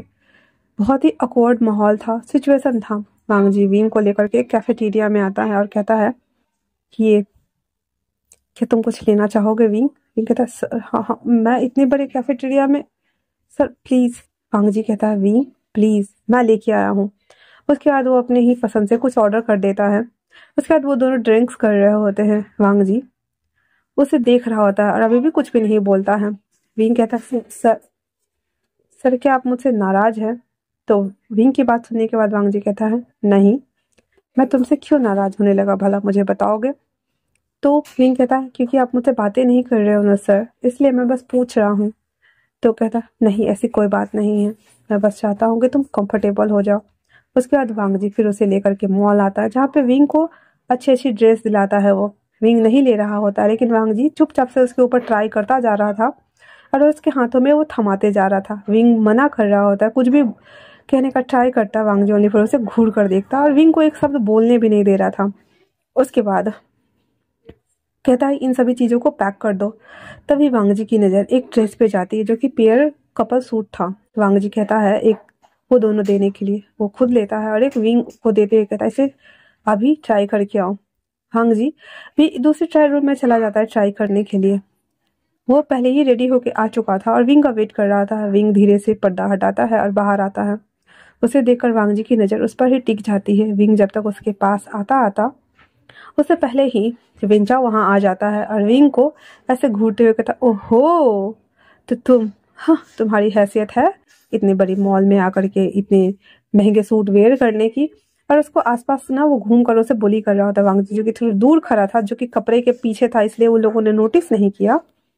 उसके बाद सुसे उसके चिक्स पे हाथ फेरते हुए उसे सेड्यूस करने का ट्राई कर रहा होता है। वांग जी को इतना गुस्सा आता है, वो आओ ना देखा था उसके पास आकर सुसे को हाथों को मोड़ते हुए कहता है, इससे दूर रहो, ये मेरा पार्टनर है। जब वो वॉइस सुनता है और वो लोग जब पलट के देखते हैं तो उन लोगों की आंखें फट के बाहर आ जाती है और सब एक साथ बोलते, प्रोफेसर आप? अंग्रेजी कहता है, हाँ मैं, और ये मेरा होने वाला हस्बैंड है, सो लीव हिम। इतना बोलना था कि सारे हट जाते हैं। उसके बाद वो विंग को सीधे तानता हुआ अंदर ले जाता है, उसके कपड़ों को खोलना शुरू कर देता है। विंग कहता है, सर ये आप क्या कर रहे हैं सर? अंग्रेजी कहता है, डोंट मूव, और इतना बोलने के साथ ही उसके सारे कपड़ों को उतार देता है वो। उसके बाद वो जल्दी जल्दी से उसको डालता है, फिर जो वो पहना हुआ था उसे पहनाना शुरू कर देता है। विंग को थोड़ा अजीब लग रहा होता है। उसके बाद उसके हाथ में पैंट देते हुए कहता है, इसे जल्दी से पहनो। उसके बाद वो कपड़ों को भी वो रिसेप्शन पर देते हुए कहता है, इसे पैक करके मेरे घर भेज दो। उसके बाद वो विंग को लेकर कार में आके बैठ जाता है। वांग जी उसे कुछ भी नहीं बोल रहा होता है और चुपचाप से विंग को लेकर के घर आ जाता है। विंग को घर छोड़कर वो ऑफिस चले जाता है। विंग को बहुत बुरा लग रहा होता है, इसलिए वो कहता है क्या वो गुस्सा हो गया है, वो घर आएंगे तो मैं उन्हें मना लूंगा। इतना बोल करके वो घर का काम अनमने मन से कर रहा होता है। जब सिजु आता है तो वो सिजु के साथ खेलता है, सभी चीजें करता है जो उसे करना चाहिए ताकि उसे वो बुरा ना लगे। वो सब कर चुकने के बाद विंग वेट कर रहा था बेसब्री के साथ में रात होने का। वांग जी जैसे ही घर आता है वो उसके पीछे पीछे घूम रहा होता है। वांग जी उसे फुल अवॉइड करता है और कुछ भी नहीं बोलता है। खाने के टेबल पर भी वांग जी उससे बात नहीं करता है। अगले दिन सुबह भी वांग जी उससे बात नहीं करता है। विंग को बेचैनी बढ़ती जा रही थी, उसे समझ नहीं आ रहा था, क्योंकि कहीं ना कहीं विंग तो एडमायर करता था, उसे पसंद करता था, उन्हें लाइक करते थे। अब इस तरह से बात नहीं करने के कारण विंग को भी बहुत बुरा लग रहा होता है, इसलिए वो सोच लेता है कि वो बात करेगा। फिर वो सिचेन गागा के पास आते और कहते हैं, सिचेन गागा मुझे आपकी हेल्प चाहिए। वांग जी सर मुझसे नाराज है तो मैं उन्हें कैसे मनाऊं? तो सिचेन कहते हैं, ओ ऐसा है क्या, तो तुम्हें उन्हें मनाना चाहिए विंग। और इतना बोल करके वो कहते हैं, अगर वो माना है रूठा हुआ है तो उससे जाके बात करो, शायद वो तुम्हारी बात मान जाए। क्या पता, वैसे उसे स्वीट्स तो पसंद नहीं है पर उसकी फेवरेट डिश बना दो, शायद उसे देखने के बाद वो मान जाए। फिर विंग किचन में आता है, उसके लिए फेवरेट डिश तैयार करता है। सभी लोगों का खाना वो बना चुका था, इसलिए वो वांग जी का खाना लेकर उसके कमरे में आता है। वांग जी जो कि टेबल पे बैठा हुआ लैपटॉप पे काम कर रहा होता है, उसे देखने के बाद भी वांग जी उसे अवॉइड करता है। विंग वहां पे ले जाकर वो प्लेट और ग्लास रख देता है और कहता है, सर मुझे आपसे कुछ बात करनी है। वांग जी कुछ भी नहीं बोलता। विंग कहता है, सर मेरी बात सुनिए, मैं मुझे नहीं पता था कि वो लोग यहाँ आ जाएंगे। वांग जी अभी भी कुछ भी नहीं बोला था। विंग फ्रस्ट्रेट हो जाता, कहता, सर रियली मुझे नहीं पता था, आई एम सॉरी सर, मुझे माफ कर दीजिए प्लीज। वांग जी अभी भी कुछ भी नहीं बोलता। विंग और ज्यादा इरिटेट हो रहा था, इसलिए वो एकदम बौखलाते हुए कहता, सर मैं भी आपको पसंद करता हूँ, तो फिर मैं उन लोगों के साथ ऐसे कैसे फ्लर्ट कर सकता हूँ? आप जानते हैं ना, वो लोग ही मुझे फ्लर्ट कर रहे थे और मुझे सिड्यूस करने का ट्राई कर रहे थे सर। वांग जी ये सुनता है तो विंग को एक लुक देखता है और कहता है, तुम्हारे बातों पे मैं कैसे बिलीव करूँ कि तुम मुझे लाइक करते हो? पहली बार तुम कंफ्यूज थे, दूसरी बार भी तुम कंफ्यूज ही थे और अभी भी तुम कंफ्यूज ही हो विंग।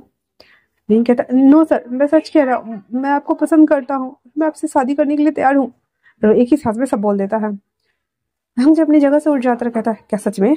विंग कहता, जी सर मैं तैयार हूँ। हम जी उसे गले लगा लेता कहता, हो विंग विंग विंग विंग, तुम्हें नहीं पता तुमने कितनी बड़ी खुशी दी है मुझे। I am happy for you and me, I love you. इतना बोलकर उसे गले लगा लेता है। उसके बाद वांग जी फिर उसे कहता, ठीक है चलो हम फैमिली वालों को बताते हैं। कहता, हाँ हाँ चलो बताते हैं। फिर वो घर आकर के मतलब बाहर आकर के अंकल को और गोगो को बताते हैं। सभी लोगों को तो पहले से पता था, क्योंकि जिस तरह से विंग बोला था एक सांस में, डोर ओपन होने के कारण उन लोगों को सुनाई तो दे ही चुका था। वो लोग स्माइल कर रहे होते हैं। उसके बाद सभी लोग खाना खाते हैं। अगले दिन जियांग फिमियांग को, जियांग यू को, जियांग चेंग को, जियांग आली को बुलाया जाता है। अंकल किरण उनके सामने प्रस्ताव रखते हैं कि मुझे आपके दोनों बेटे चाहिए। तो सीजन तो कंफ्यूज, तो अंकल किरण कहते हैं, मैं जानता हूँ जियांगचिंग तुम्हें लाइक करता है और तुम्हारी वाइफ ऑलरेडी मर चुकी है। मैं ये तो नहीं कह सकता कि जियांगचिंग एक मदर का प्यार देगा सिजी को, लेकिन हाँ वो कोशिश कर सकता है। और विंग तो रहेगा ही, है ना विंग? तो विंग कुछ भी नहीं बोलता। उसके बाद वो कहता है, हमें आपके दोनों बेटे चाहिए अपने दोनों नेफ्यू के लिए, क्या आपको मंजूर है? अब जियांग फेमियान तो उसके ऑफिस में काम करते थे, इसलिए वो कहते सर आप जानते हैं ना हम लोग क्या हैं? तो किरण कहते हैं हमारे एम्प्लॉय, पर मुझे आपसे नहीं आपके बेटे से मतलब है, मुझे बस ये रिश्ता मंजूर करना है। आप हाँ कहे तब भी, ना कहे तब भी, हम बस इतना चाहते हैं कि हमारे बच्चे खुश रहें। और हाँ, मैंने आपकी बेटी के लिए एक लड़का ढूंढा है, एडवर्ड वीटर, वो अमेरिका में रहता है और उनकी शादी मैं उनसे करा दूंगा। वो हमारे दोस्त का बेटा है और वो बहुत ही जेंटल है, तो मैं चाहता हूँ कि तीनों बच्चों की शादी एक ही दिन हो जाए। यह सुनकर जियांग फेमिया और जियांग यू बहुत ज़्यादा खुश थी। शादी वाले दिन यानी जो कि रेडी हो रही थी, हिंग थोड़ा नर्वस हो रहा था और जियांग चिंग भी बहुत ज़्यादा नर्वस था। वो जब तीनों रेडी हो जाते हैं तो एक साथ खड़े होकर कहते हैं चिंग मुझे थोड़ा सा टेंशन हो रहा है। तो जियांग चिंग भी कहता मुझे भी बहुत टेंशन हो रही है यार, मैंने नहीं सोचा था कि मैं अपने पेशेंट से ही शादी करूंगा। तो याली मारते हुए दोनों को कहती तुम दोनों बुद्धू हो, एक प्रोफेसर है और एक बिजनेसमैन है, फिर कैसे बोल सकते हो तुम हाँ? तो सीचेन और विंग कहता है और तुम्हारा वाला वो तो एक एक्टर है, बच के रहना वरना पता चला उसके अफेयर बाहर भी चल रहा है। तो यानी मारते हुए कहती हाँ अंकल ने सोचा है तो अच्छा ही सोचा होगा, तुम्हें क्यों जलन हो रही है? वैसे भी मैं जिससे भी शादी करूंगा वो बहुत लकी होगा। वो कहता हाँ हाँ हाँ हम देख लेंगे। उसके बाद वो तीनों को बुलाने के लिए उसकी मॉम आती है, जियांग यू आती है और जियांग चिंग के फोरहेड पे किस करती है और उसे कहती है आज बहुत खुश लग रहे हो ना मेरा बच्चा। जियांग चिंग किस करने की वजह से यानली और विंग थोड़ा मुंह बनाए हुए थे, तो जियांग यू यानली के सर पे किस करते हुए कहती है तुम भी मेरी बेटी हो। हाँ ये अलग बात है कि मैंने तुम्हें हमेशा दुख और ताने के सिवा कुछ नहीं दिया है, पर आज मैं तुम्हारे लिए खुश हूँ। और वो विंग को भी गले लगाते हुए कहती है मुझे माफ कर दो, मैं हमेशा से तुमसे नफरत करती और तुमसे जलन ईर्ष्या रखती आई हूँ, पर आज मुझे माफ कर दो विंग। और अब तुम तीनों बच्चे अपनी लाइफ में खुश रहना और अच्छे से रहना। इतना बोलकर वो तीनों बच्चों को लेती है और वहां से जाने लगती है। वहीं स्टेज पे फायर क्रैकर्स लगा हुआ था। तीनों पार्टनर आते हैं और अपने तीनों पार्टनर को होल्ड करते हैं। जैसे ही होल्ड करते हैं वैसे फायर क्रैकर्स जलने लगते हैं और वो नज़ारा बहुत ही खूबसूरत होता है। उसके बाद प्रीस्ट उन तीनों की शादी का रिचुअल परफॉर्म करना स्टार्ट करते हैं। एल्डर एंड सिस्टर को बो करना, एक दूसरे के पेरेंट्स को बो करना, एक दूसरे पार्टनर को बो करना एंड देन लास्ट में किस करके शादी को लॉक करना। तीनों की शादी हो गई होती है। हॉल में बैठे सभी सिस्टर को वो लोग बो डाउन करते हैं। उसके बाद वो अंकल किरण, जियांग फेमिया और जियांग यू को आकर ग्रीट करते हैं। उसके बाद यानली जो कि इसको अमेरिका जाना था इसलिए वो अपने हस्बैंड के साथ सबको ग्रीट करते हुए वहाँ से वो एयरपोर्ट के लिए निकल जाती है। वहीं सीचेन और जियांग चिंग, जो कि जियांग चिंग बहुत ज़्यादा साइसा फील कर रहा था और हमारा विंग नर्वसनेस के मारे वो मरा ही जा रहा था, इसीलिए अंकल किरण कहते हैं तुम दोनों, आज तुम दोनों के लिए मैंने एक स्वीट्स बुक किया है तो तुम दोनों वहाँ जा सकते हो और सिजू और हम पार्टी करने चलेंगे है ना। तो सिजू कहता है क्यों, हम क्या ग्रैंड दादू और ग्रैंड दादी को नहीं ले चल सकते? और वो जियांग यू की बात कर रही थी। वो कहता हाँ हम भी चलेंगे क्या?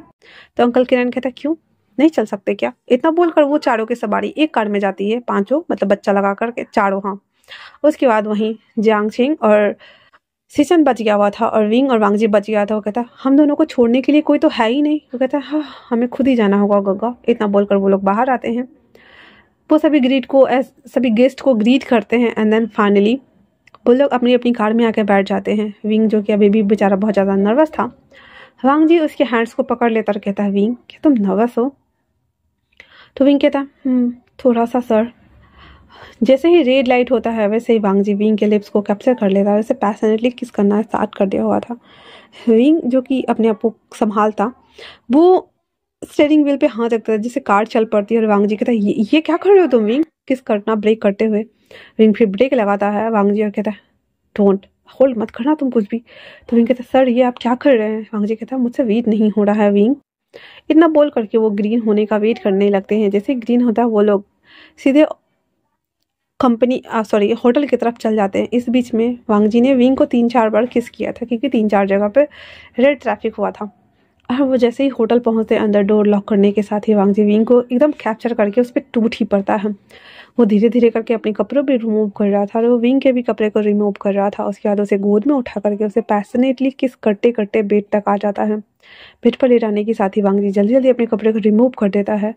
फिर वो विंग के कपड़े को उतारना शुरू कर देता है। तो विंग अपने आप को कडल करते हुए कहता है ये आप क्या कर रहे हैं? वांग जी कहता है मैंने ऑलरेडी तुम्हें दिखा है चेंजिंग रूम में विंग, इसलिए प्लीज़। उसके बाद वो उसे खोल के हटा देता है और उसके ऊपर टूट पड़ता है। उसके निपल्स को अपने मुंह में लेकर उसे सक करना शुरू कर देता है, जिससे विंग के मुंह से लाइट सा मॉर्निंग साउंड्स निकलता है और विंग कहता है आह।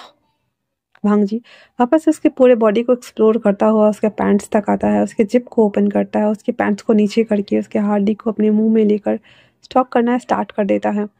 वांग जी कंटिन्यूसली उसे स्टॉक किया जा रहा था, जिससे विंग फ्रीकम पे आ जाता है। उसके बाद वांग जी कहता है अब मेरी बारी है विंग, फिर उसे नीचे बैठा देता है और खुद वो बेड पे बैठ जाता है। विंग अपने घुटनों पे बैठा हुआ था और वांग जी के हार्डी को अपने मुंह में ले रहा था, जो कि उसके मुंह में एडजस्ट नहीं हो रहा था, बट फिर भी वो स्टॉक कर रहा होता है। उसके बाद जब वो भी फाइनली ऑर्गेज्म तक था, उसके बाद वांग जी उसके लिप्स को कैप्चर करके दोबारा से उसे किस करना स्टार्ट कर देता है। उसके बाद वो विंग को बेड पे लिटाता है, फिर उसे धीरे धीरे प्रिपेयर करके उसके साथ कंटिन्यूसली उसके पूरे बॉडीज एरिया को एक्सप्लोर करते हुए उसके साथ इंटीमेट होना स्टार्ट करता है, तब तक जब तक लिए फाइनली ऑर्गेज्म तक नहीं पहुंच जाते हैं। वहीं दूसरी तरफ जियांग चेंग एक बेड के कॉर्नर पे बैठा हुआ था और सीचन भी दूसरे बेड के कॉर्नर पे बैठे हुए थे। सीचन कुछ सोचते हुए कहते हैं मेरी वाइफ, मैं उसे बहुत प्यार करता था और मैं चाहता हूँ कि हम दोनों का रिश्ता धीरे धीरे करके डेवलप हो, बट अगर तुम चाहते हो तो तुम चाहो तो शुरुआत कर सकते हो। तो सीचन कहता है नहीं, जब तक तुम सिक्योर ना हो जाओ तब तक हम नहीं करने वाले। और इतना बोलकर वो जैसे ही कपड़े चेंज करने जाने वाला होता है, सीचन उसके हैंड को पकड़ लेता और कहता है एटलीस्ट हम किस तो कर ही सकते हैं ना, जब सब नॉर्मल हो जाएगा तब हम वो सभी थिंग्स कर सकते हैं। इतना बोलकर जियांग चेंग एक हस्बैंड की ड्यूटी होने के नाते उसकी तरफ बढ़ जाता है और सीचन थोड़ा सख्त चाहते हुए ही लेकिन उसके लिप्स को कैप्चर कर लेता है। देखते देखते वो किस कब डिपेंड हो जाती है, उन दोनों को ही पता नहीं चलता। अब जो कि सीचन ही ज़्यादा अग्रेसिव हो रहे थे, इसलिए वो जियांग चेंग के नेक्स को बाइट करना और सक करना शुरू कर दिया हुआ था।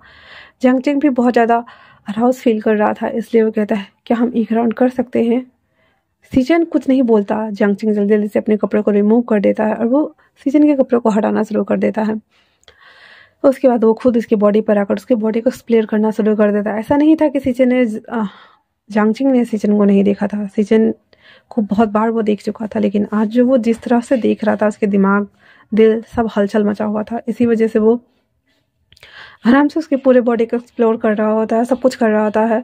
तो सीचन वापस से फ्लिप ऑन करते हुए अपना कमांड लेते हुए उसे कहता है हम एक राउंड कर सकते हैं। उसके बाद वो दोनों फाइनली इंटीमेट होना शुरू हो जाते हैं। जब वो दोनों फाइनली ऑर्गेज्म तक थे तो जियांग चेंग कहता है क्या हम चांस दे सकते हैं ना अपने रिश्ते को।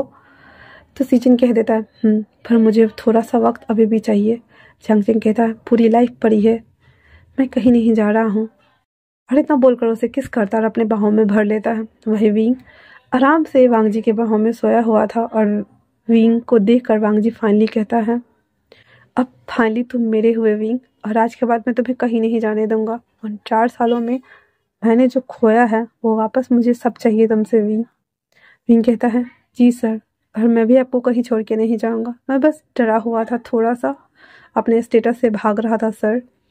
इतना बोल करके विंग और वांग जी दोबारा से किस करना स्टार्ट होता है और मैं ये फैन फिक्शन को यहीं पे ख़त्म करती हूँ। जैसा भी लगा हो आप लोगों को प्लीज़ मुझे कमेंट्स करके ज़रूर बताइएगा।